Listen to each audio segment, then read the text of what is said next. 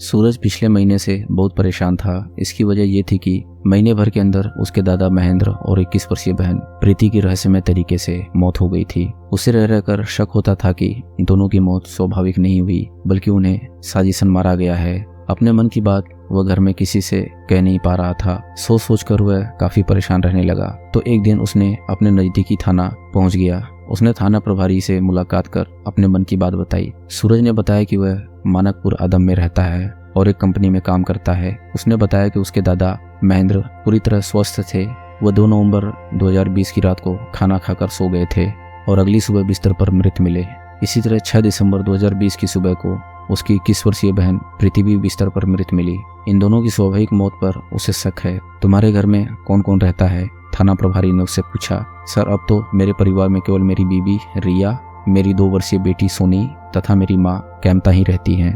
वर्ष 2014 में मेरे पिता अरविंद कुमार की हार्ट अटैक से मौत हो चुकी है। सूरज ने बताया। तुम्हारी शादी कब हुई थी? सर, मेरी शादी साल 2018 में रिया के साथ हुई थी। मेरे घर में दुल्हन बनकर आने के बाद रिया अक्सर चिल्लाने लगती थी और कहती थी कि मुझे कोई प्रेत आत्मा बुला रही है, वो मुझे अपने साथ ले जाने के लिए कह रही है। इस तरह से रिया का चीखना चिल्लाना अभी तक जारी है। सूरज बोला। क्या तुम्हें किसी पर शक है? अरविंद कुमार ने पूछा। हाँ सर, मुझे शादी के बाद से ही मेरी बीवी रिया द्वारा प्रेत आत्मा का डर दिखाकर डराया जाता रहा है। इसके अलावा हमारे पड़ोस में रहने वाले युवक रोहित उर्फ राजू से मेरी बीवी रिया की नजदीकियां पिछले साल से काफी बढ़ गई हैं। मुझे कुछ महीने पहले मेरे पड़ोसियों से पता चला कि मेरी रात की ड्यूटी के दौरान रोहित अक्सर हमारे घर आता है। सूरज बोला। तुम्हें अपनी पत्नी पर ही शक क्यों है? रविंद्र कुमार बोले। 10 दिन पहले रिया अपने मायके गई थी। इसी दौरान मैं कुशल क्षेम पूछने के लिए रिया को फोन करता था तो उसका नंबर कई बार 20-25 मिनट तक बिजी मिलता था। वह शायद अपने प्रेमी रोहित से ही बात करती रही होगी। मुझे शक है कि उसी ने ही कोई साजिश रची होगी। इसके बाद थानाध्यक्ष ने सूरज से पूछकर उसकी बीवी रिया व उसका मोबाइल नंबर नोट कर लिया और उसे यह कहते हुए घर भेज दिया कि हम पहले इस प्रकरण की अपने स्तर से जांच कर लें, इसके बाद कानूनी कार्रवाई करेंगे। सूरज के जाने के बाद रविंद्र सिंह ने इस मामले की जानकारी एसपी किशोर सिंह को दी।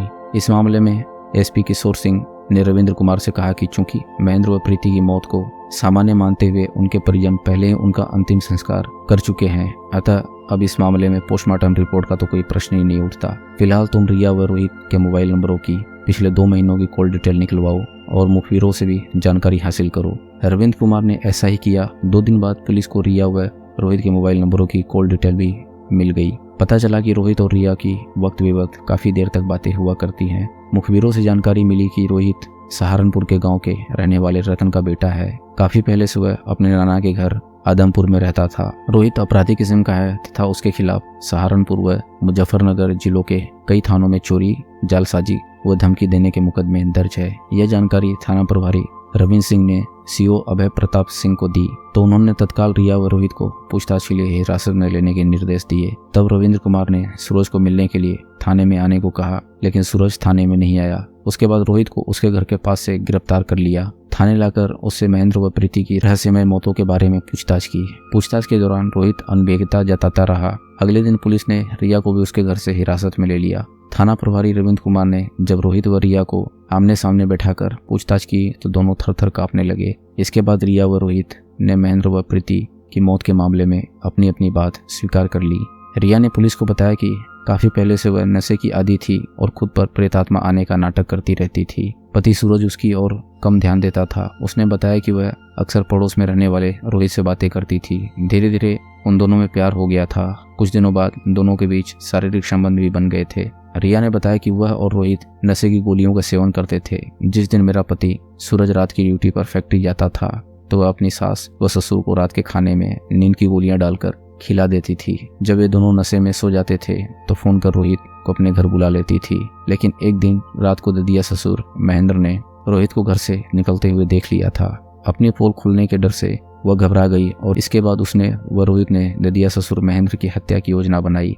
2 नवंबर 2020 की रात को योजना के अनुसार उसने अपने सास व ददिया ससुर महेंद्र के खाने में नींद की गोलियां मिलाकर उन्हें खाना खिला दी। उस दिन उसका पति सूरज रात की ड्यूटी पर फैक्ट्री चला गया था।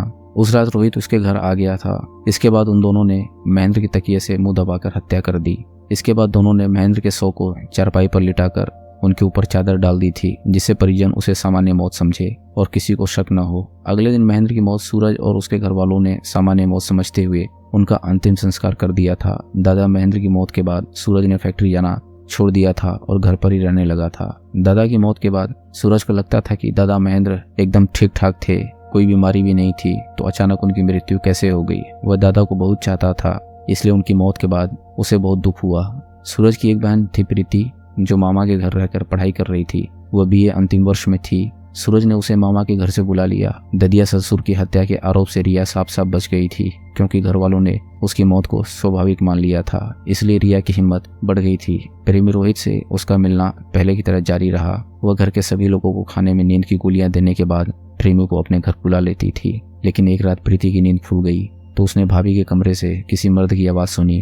प्रीति को शक हुआ कि जब सूरज भैया रात की ड्यूटी पर गए हैं तो भाभी के कमरे में मर्द कौन है। उसने खिड़की से झांका तो कमरे में उसकी भाभी रोहित के साथ मौज मस्ती कर रही थी। इसी बीच रिया को आहट हुई तो वह फटाफट कपड़े पहनकर दरवाजे के बाहर आई तो उसने प्रीति को वहां से अपने कमरे की तरफ जाते देखा। इससे रिया को शक हो गया कि प्रीति ने उसे रोहित के साथ देख लिया है। यह बात उसने प्रेमी रोहित को बताई तो रोहित ने दादा की तरह प्रीति को भी ठिकाने लगाने की सलाह दी। रिया इसके लिए तैयार हो गई। इसके बाद रिया ने दादा महेंद्र की तरह प्रीति को भी ठिकाने लगाने की योजना बनाई ताकि प्रेमी से उसके मिलने में कोई बाधा न आए। सूरज रात की ड्यूटी पर गया था। रिया ने मौका देखकर योजना के मुताबिक 5 दिसंबर 2020 को अपनी सास व प्रीति के खाने में नींद की गोलियां मिलाकर दे दी। रात को जब प्रीति को नींद आ गई तो रिया ने रोहित के साथ मिलकर तकिए से प्रीति का दम घोट हत्या कर दी। इसके बाद रोहित चला गया। फिर रिया ने स्वयं पर प्रेतात्मा आने का नाटक करते हुए चीखना चिल्लाना शुरू कर दिया। पति के घर आने पर उसने कहा कि प्रीति को कुछ हो गया है। रिया ने पुलिस को आगे बताया कि वह रोहित से अपने अवैध संबंधों को छिपाने के लिए खुद पर प्रेतात्मा के आने का नाटक करती थी। वो अपने पति के साथ खुश नहीं थी। उसे जब कभी पैसों की जरूरत होती थी तो वह सूरज से नहीं बल्कि रोहित से पैसे लेती थी। सूरज के साथ उसका वैवाहिक जीवन कभी सुखी नहीं रहा। रिया और उसके प्रेमी रोहित से पूछताछ करने के बाद पुलिस ने रिया की निशानदेही पर घटना में इस्तेमाल शेष बची नींद की गोलियां तथा गला दबाने में प्रयुक्त तकिया बरामद कर लिया। दोस्तों, अगर आपको कहानी पसंद आ रही हो तो वीडियो को लाइक करें और चैनल को सब्सक्राइब करें। हम ऐसी मजेदार कहानियां आपके लिए लाते रहेंगे।